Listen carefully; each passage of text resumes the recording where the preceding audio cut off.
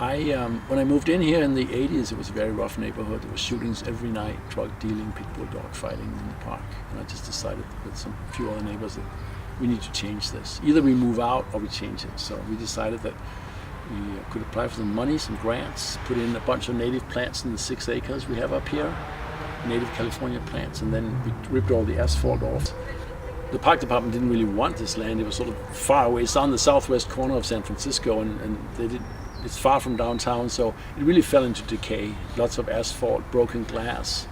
2 people were killed up here in the 80s. They were dealing drugs and crack cocaine. They had pit bull dog fights. People shot the pit bulls to death back here when they lost. We rallied some of the neighbors, some of the long-term neighbors who actually were interested in making it better but didn't really have the time and the energy to go about doing that. So we got some letters of support from the Native Plant Society. They could verify there are 32 species of native plants on the western hillside up here. And we got some letters of support from the Audubon Society, the Bird People, and the Sierra Club, and a bunch of Nature Conservancy, the Trust for Public Land, saying that this is a vital green hilltop. It took about 5 years to do it. We didn't, just do it. It's endless meetings. We were turned down 4 years in a row. Then finally, the 5th year, we got the money, and then we quit. And it took another 10 years after that to build. Well, another 8 years after that, after we got the money to build this garden. It's kind of the way the city works. Not exactly the most, unless you live in a neighborhood where there are lots of lawyers and doctors, then you get things done faster. But we were not so politically connected, so it took us a while longer. But we persisted and stuck to it.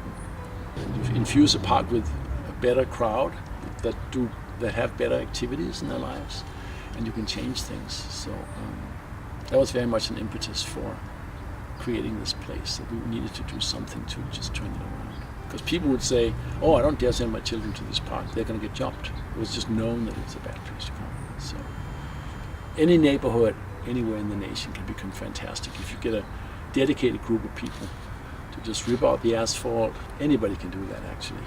But you got to have organized enough people to be interested in the project, I think. Community garden is a neutral space where everybody can go and everybody can feel safe. There's no designation of this belongs only to so and so. So anybody can stroll through here and sit down.